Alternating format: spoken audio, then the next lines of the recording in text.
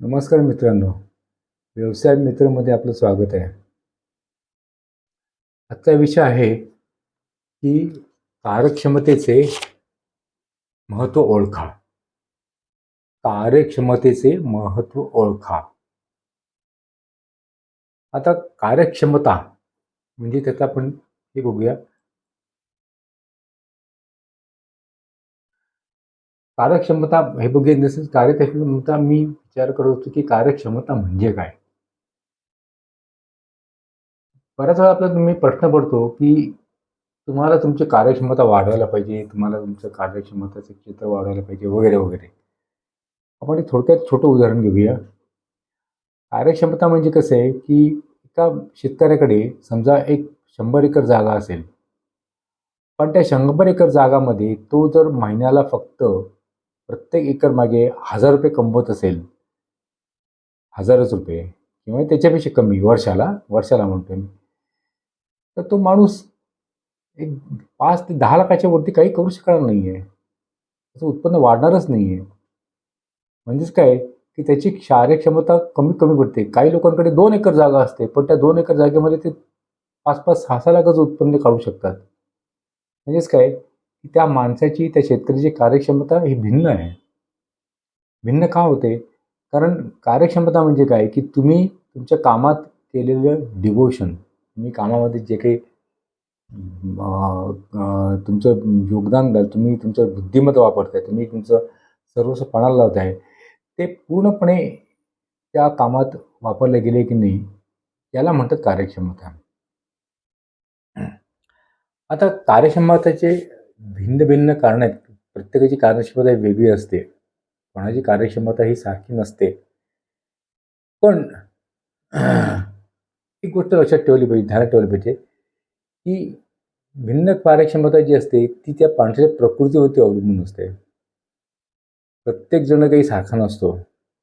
प्रत्येक जण काही कसून काम करणारा नसतो. काही जण आळशी असतात, काही जण थोडीशी जरा टंगळ-मंगळ करणारे असतात.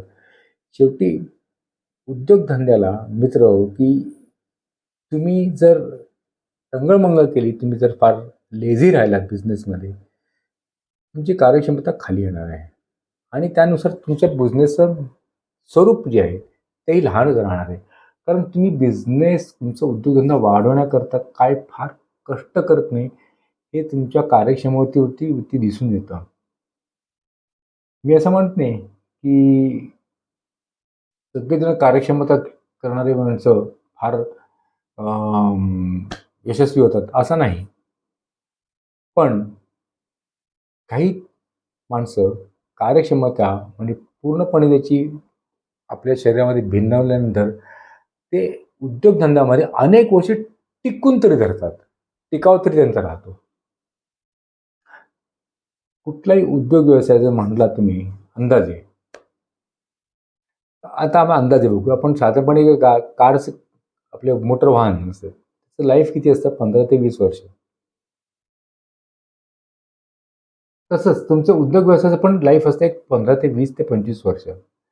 या 25 वर्षाच्या कालावधीमध्ये तुम्ही जर कायम कमी पडत राहिलात कार्यक्षमतेच्या दृष्टीने, तर तुमचा 25 वर्षांनी तो बिझनेस बंद होणार आहे.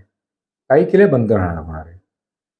मग तुम्ही आज अतिउत्साहात जी कामं सुरू केलेली आहेत, मी म्हणतो ना आरंभशूर, पुढच्या 10 वर्षामध्ये ते राहील का? ह्याची तुम्हाला आत्तापासूनच सुरुवातीपासूनच तुम्हाला तुमच्या मनाची एक ठेवण तयार करायला पाहिजे, की मी पुढच्या 10 वर्षामध्ये कामामध्ये इतका गुंतून राहीन, इतकी माझी कार्यक्षमता वाढेल, माझी कामाची क्वालिटी वाढेल, की जी मला पुढच्या 15 वर्षामध्ये उपयोगाला येईल. मित्रहो, मी हे सगळं थिअरेटिकली जरी सांगत असलो, तर प्रॅक्टिकली गोष्टी अनेक वेगवेगळ्या घडत असतात तुमच्या आयुष्यामध्ये. प्रॅक्टिकली काय असतं, की तुम्हाला लोकं पैशाकरता फोन करत असतात, तगादा लावतात. तुम्हाला कोणी मध्येच येतो आणि तो काही तुम्हाला वेगळं सांगायला लागतो. तुमची प्रॉडक्टिव्हिटी छोटी-छोटी कमी-कमी होत जाते. कारण काय, की तुम्ही एक ठराविक जो वेळ ठरवलेला आहे उद्योगधंदा करता, त्या वेळामध्ये ही जी कामं जी आहेत, ती ठरलेली कामं होत नसतील आणि भलत्या गोष्टीकडे लक्ष जात असेल, तर म्हणजे तुमचीच कार्यक्षमता कुठेतरी ढासळलेली आहे. त्यामुळे सकाळी उठल्यापासून फक्त एवढाच विचार करायचा, की मी जे काही आज काम करणार आहे, ते काम माझ्या स्वतःच्या उद्योगधंद्याकरता कसं जास्तीत जास्त फायदेशीर ठरेल, हीच फक्त कामं करायला पाहिजेत. बाकीची काय म्हणतात त्याला, शिवप्याच्या गप्पा मारणे किंवा उगाच एका ठिकाणी टाइमपास करणे, कार्यक्षमता ढासळली समजायची.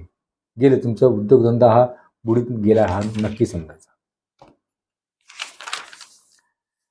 हां, आता मित्रांनो, गंमत तुम्हाला सांगतो की या आत्ताच्या जगामध्ये सगळ्यात जर काय जर महत्त्वाचं असेल ना, तर तुम्ही वर्तमानपत्रात, टी व्हीमध्ये वगैरे तुम्ही जाहिराती पहा. फक्त त्यांच्या प्रॉडक्ट्सचे, त्यांच्या त्यांच्या उत्पादनाचे गोडवे गायले जातात. मग ती कुठली बाई सुंदर कुठल्या तरी वेगळ्या तऱ्हेने तुम्हाला तुमच्यासमोर पेश होते, कोणतरी काहीतरी वेगळे आवाज काढतो आणि तो तुमच्याकडून पेश होतो, कुठे नट येतो, तुम्हाला काहीतरी सांगतो. शेवटी काय की ते तुमच्यापर्यंत माल उतरवण्यामध्ये, गळ्यामध्ये तुमचा माल उतरवण्यामध्ये पटाईत असतात. म्हणजे पैसे कसे काढायचे, पैसे तुमच्याकडून खिशातून कसे काढायचे, एवढंच तुम्ही बघत असता बघा आजूबाजूला. आज जे आजूबाजूला जे काही चाललेलं आहे तुमच्या, ते काय आहे की ते त्यांच्या कार्यक्षमतेचे, त्यांची जी काही कार्यक्षमता जी आहे ती पणाला लावून तुमच्या कानामध्ये, तुमच्या डोक्यामध्ये त्यांच्या प्रोडक्टचा विचार यावा ह्याकरता सतत ते विचार करत असतात. पण तुम्हाला कधी मी काही रक्कम तुम्हाला मिळवून देतो किंवा काही तुमच्या उद्योगधंद्याला पूरक असं मी काही तुम्हाला आणून देतो वगैरे असं कोण फारसं सांगत नाही. थोडक्यात काय म्हणायचं आहे की प्रसारमाध्यमांना उच्च गोंगाट चाललेला असतो, तो फक्त पैसे असण्यासाठीच असतो. हा जो प्रचार माध्यमाचा गोंगाट असतो तो फक्त पैसे असणाऱ्या लोकांकरताच असतो. ते कसे मिळवायचे याबाबत दातखीळ बसल्यासारखे सारेजण गप्प असतात. म्हणजेच काय की प्रसारमाध्यमांना हव्या त्या असलेल्या कार्यक्षम लोकांमध्ये आपली गणना होत नसते. म्हणजे समजलं का?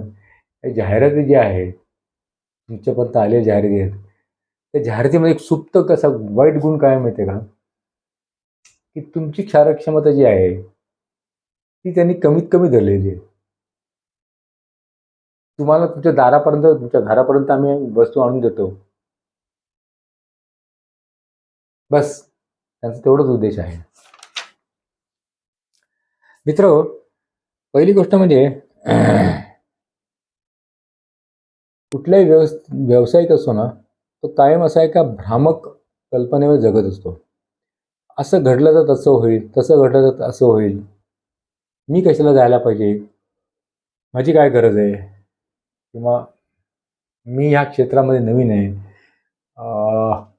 मला कशाला पाहिजे हे सगळं झंझटी वगैरे वगैरे. शेवटी काय की त्या ज्या काही गोष्टी आहेत त्या गोष्टी जर तुम्ही व्यवसायामध्ये नीट आत्मसात केल्या नाहीत, त्या गोष्टी म्हणजे कार्यक्षमतेच्या गोष्टी जर तुम्ही आत्मसात केल्या नाही तर तुमचं अपयश हे निश्चित आहे. आता कार्यक्षमतेबद्दल मी जास्त बोलू शकत नाही, कारण काय की ती जी काही प्रोसेस आहे ती प्रोसेस तुम्ही तुमच्या उद्योगाला कशी लागू कराल हे तुम्हीच ठरवायचं आहे. मी इथून तुम्हाला पुस्तकी ज्ञान सांगून काय उपयोग नाही आहे. कारण काय की त्या ज्ञानामध्ये मी तुम्हाला 1-2% फक्त भर घालू शकतो, पण 98% इथे तुम्हाला घालायची भर आहे की तुम्ही तुमचा बिझनेस हा कसा नेणार आहात, तुम्ही तुमचा उद्योग व्यवसाय कसा वाढवणार आहात, हे तुमच्या ठराविक जे काही ॲक्शन्स आहेत त्या ॲक्शनमध्ये त्या स्टेप्समध्ये तुमची कार्यक्षमता तिथेच ओळखली जाते. धन्यवाद मित्रांनो, इथेच थांबतो. पुढच्या सत्रामध्ये आपण बघूया की विशेष ज्ञान कसे मिळवणे. फार महत्त्वाचा विषय, विशेष ज्ञान. धन्यवाद.